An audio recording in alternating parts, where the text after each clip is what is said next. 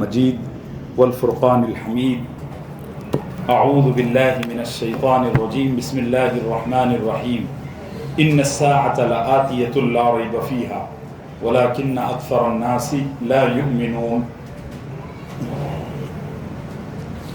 وقال النبي صلى الله عليه وسلم يكون قوم يخضبون في آخر الزمان بالسواد كحواصل الحمام لا يريحون رائحة الجنة. رواه أبو داود عن ابن عباس رضی اللہ عنہما. صدق اللہ العظیم وصدق رسولہ النبی الکریم.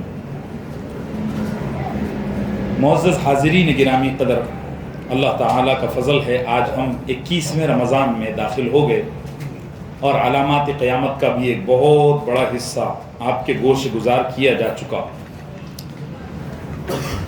47واں نمبر یہ علامت آج بیان کی جاتی ہے، وہ یہ ہے کہ رسول اللہ صلی اللہ علیہ وسلم نے ارشاد فرمایا قیامت کے قریب لوگ کالا خضاب لگائیں گے. خضاب یہ جو ہیئر ڈائٹ کراتے ہیں، ہیئر ڈائی بولتے ہیں اس کو، تو یہ کالے کے علاوہ آپ کوئی بھی لگا سکتے ہیں.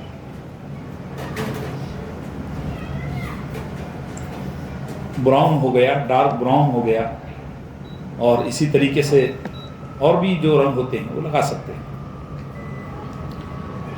اور کالا خضاب اب بعض علماء یہ فتویٰ دے رہے ہیں کہ 40 سال سے اندر کی جن کی عمر ہے وہ لگا سکتے ہیں. جیسے میرا ابھی 38-39 سال پورا ہو گیا، میں کالا لگا سکتا ہوں، لگاتا نہیں، ڈارک براؤن ہی لگاتا ہوں، وہی ٹھیک ہے. اور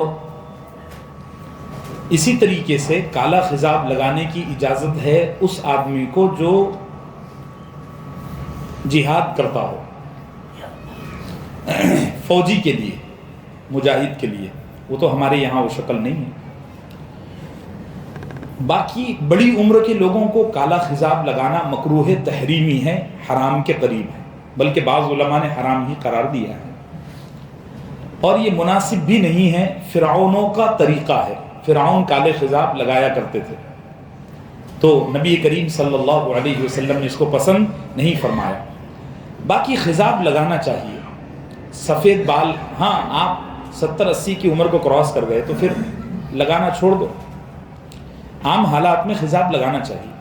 ایک اور بات عرض کروں کہ یہ جو ابھی وائٹ کلر کرا رہے ہیں یہ طریقہ صحیح نہیں ہے. جائز ناجائز کا تو ابھی مجھے علم نہیں ہے، میں نے اس سلسلے میں فتاویٰ کی تحقیق نہیں کی کہ یہ جائز ہے کہ نہیں ہے، لیکن بہت سارے لوگوں کو میں دیکھ رہا ہوں وہ سفید کرا رہے ہیں. الٹی ہی چال چلتے ہیں دیوان گان عشق. ہم کالے کرا رہے ہیں، وہ سفید کرا رہے ہیں. واہ واہ. تو یہ نہیں ہونا چاہیے. کالے بھلے ہی آپ کروا سکتے ہیں، مناسب ہے. چلیے 48ویں علامت. اب یہ علامت دیکھیے آپ، بڑی حیران کن ہے.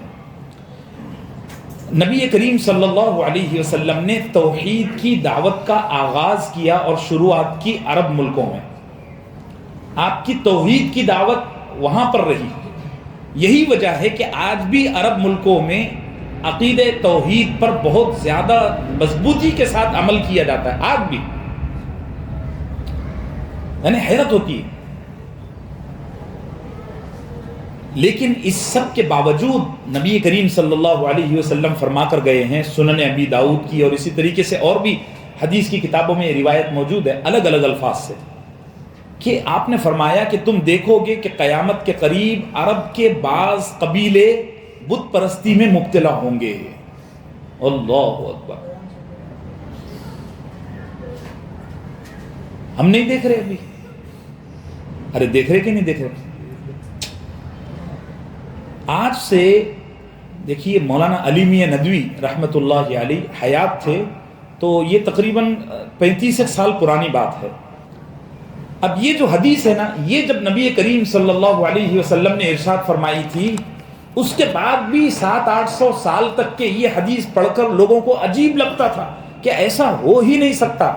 یعنی یقین تو تھا کہ ہو جائے گا، لیکن اس وقت کے علماء یہ سوچتے تھے کہ ایسا نہیں ہو سکتا، یہ بہت مشکل ہے، ہو سکتا ہے کسی گئے گزرے دور میں قیامت کے قریب جب پوری دنیا میں ہی شرک اور بت پرستی پھیل جائے گی تو ہو سکتا ہے عربوں میں بھی یہ بیماری آ جائے گی، لیکن ہم اب اپنی آنکھوں سے دیکھ رہے ہیں، صرف بزنس ڈیولپ کرنے کے لیے، صرف چند سیاسی مفادات حاصل کرنے کے لیے باقاعدہ بڑے بڑے بت خانے کھولنے کی نہ صرف اجازت دی جا رہی ہے، بلکہ اگلی بات کیا فرمائی نبی کریم صلی اللہ علیہ وسلم نے؟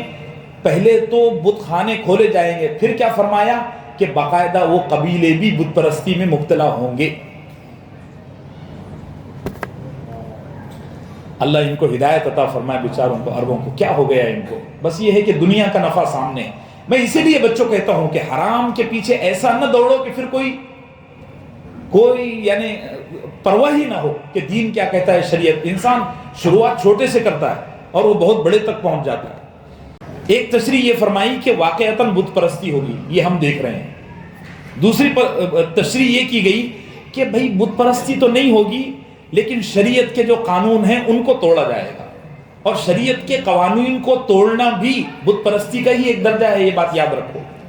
اگر کوئی انسان اللہ کی نہیں مانتا، اس کا یہ مطلب ہے کہ وہ کسی کی تو مان رہا ہے، اور کسی کی جب مان رہا ہے تو اللہ کے مقابلے میں اس کو لا کر کھڑا کر دیا، یہ شرک ہو گیا۔ حرام صرف حرام نہیں رہتا، حرام صرف حرام نہیں رہتا، حرام پر عمل کرنے کا مطلب یہ ہے کہ آپ نے اللہ کے آرڈر اور اللہ کے حکم کے مقابلے میں کسی اور کے حکم کو اپنی زندگی میں لایا، یہ ایک طرح کا شرک ہی ہے۔ تو یہ تشریح کی گئی۔ تیسری تشریح یہ کی گئی، ذرا اس کو توجہ سے سنو، وہ یہ کہ بت پرستی تو نہیں ہوگی، نہ بت خانے کھولیں گے، قبروں پر سجدے کیے جائیں گے۔ ہائے ہائے، یہ تو ہمارے یہاں ہو رہا ہے، قبروں پر کیا کیے جائیں گے؟ سجدے کیے جائیں گے۔ چلیے علامت نمبر 49 صحیح بخاری کی حدیث ہے کہ نبی کریم صلی اللہ علیہ وسلم نے فرمایا قیامت کے قریب لوگ خانہ کعبہ کا حج کرنا چھوڑ دیں گے، حج لوگ چھوڑ دیں گے۔ ابھی الحمدللہ ایسا نہیں ہے، نہ کہیں نظر آتا ہے، مگر ایک بات ہے کہ پچھلے 4-5 سال سے جو حج مہنگا ہو گیا ہے تو لوگوں نے جانا بہت کم کر دیا ہے حج کے لیے، البتہ عمرے کے لیے لوگ بہت جا رہے ہیں۔ یہ ہوگا ضرور، اب یہ کب ہوگا اللہ بہتر جانتے ہیں، ہم نہیں جانتے۔ ایک بات یہ بھی ہے کہ قیامت کے قریب خانہ کعبہ کو شہید کر دیا جائے گا۔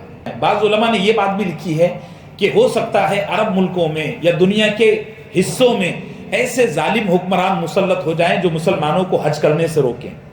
اللہ ایسے ظالموں سے ہماری حفاظت فرمائے۔ لیکن ابھی حج ہو رہا ہے، بڑی تعداد میں لوگ جا رہے ہیں، یہاں تک کہ جو کورونا لاک ڈاؤن آیا تھا اس میں بھی حج ہوا۔ بعض لوگوں کو یہ غلط فہمی ہوئی کہ وہ 2 سال حج نہیں ہوا، ارے نہیں، ایسا نہیں ہے، حج ہوا اس سال بھی، 20-22 ہزار لوگوں نے حج کی اس سال بھی۔ چلیے 50ویں علامت یہ ہے کہ قریش کا جو قبیلہ ہے یہ بڑا اہم ترین قبیلہ ہے اور یہ مکے کا قبیلہ ہے۔ اسی قبیلے کی ایک شاخ سے نبی کریم صلی اللہ علیہ وسلم تعلق رکھتے ہیں، مطلبی شاخ، ہاشمی شاخ جس کو کہتے ہیں، محمد بن عبداللہ بن عبد المطلب بن ہاشم، یعنی عبداللہ، عبد المطلب، ہاشم، تیسرے نمبر پر حضرت ہاشم نبی کریم صلی اللہ علیہ وسلم کے پردادا ہوئے۔ تو یہ تو ایک شاخ ہوئی، آپ نے فرمایا پورا قبیلہ ختم ہو جائے گا، دنیا سے ان کا نام و نشان ختم ہو جائے گا، بنو ہاشم کا، قبیلہ قریش کا، اور اتنا ختم ہو جائے گا کہ لوگ ان کی چیزوں کو میوزیم میں دیکھنے جائیں گے تو دیکھ کر حیرت کریں گے، ارے یہ تو کسی قریشی سردار کا یا کسی قریشی شخص کا جوتا ہے۔ آپ نے وہی الفاظ فرمائے۔ قریش کا وجود دنیا کے لیے بڑا بابرکت ہے، اہل بیت سے محبت کرنا ہمارے ایمان کا حصہ ہے۔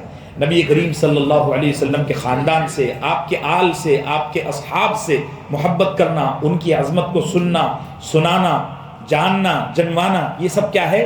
دین کے اہم اعمال میں سے ہیں، اللہ ہم کو نصیب فرمائے۔ چلیے علامت نمبر 51 وہ یہ ہے کہ نبی کریم صلی اللہ علیہ وسلم نے فرمایا قیامت کے قریب ایسے تاریک فتنے اور ایسے اندھیر فتنے امت میں ظاہر ہوں گے کہ ان کی نوعیت اور ان کی صورتحال اتنی بھیانک ہوگی کہ ایمان بچانا بہت مشکل ہو جائے گا۔ فتنوں پر میں نے تفصیل سے پہلے بات کیا، یہاں اس کی حولناکی کے لیے ایک حدیث اور عرض کر رہا ہوں بطور علامت، وہ یہ ہے کہ آپ نے فرمایا کہ تم دیکھو گے کہ فتنے اتنی کثرت سے اور اتنی تیزی سے امت پر ٹوٹ پڑیں گے کہ ایمان بچانے کے لیے حالت بہت بھیانک ہو جائے گی۔ آدمی صبح کو مسلمان ہوگا اور شام کو کافر ہو جائے گا، یا شام کو مسلمان ہوگا اور صبح کافر ہو جائے گا۔ یصبح مؤمنا ویمسی کافرا ویمسی مؤمنا ویصبح کافرا۔ اللہ ہماری اس سے حفاظت فرمائے۔ اسی لیے دن بھرے میں کچھ وقت ایسا نکالو کہ کلمہ توحید لا الہ الا اللہ محمد الرسول اللہ کا ورد ہو زبان پر۔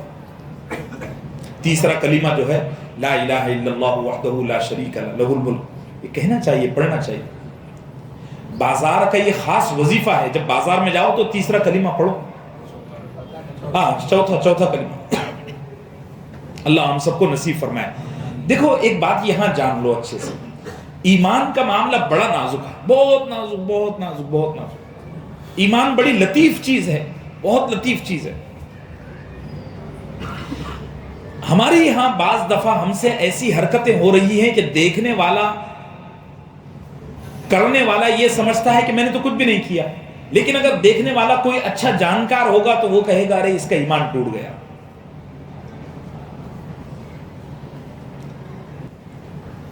اللہ ہم سب کو اس سے محفوظ رکھے۔ یہ جو جملے ہم بولتے ہیں نا، اس پر ذرا غور کیا کیجئے اور ایسا ویسا جملہ فوراً مت کہا کیجئے۔ چلیے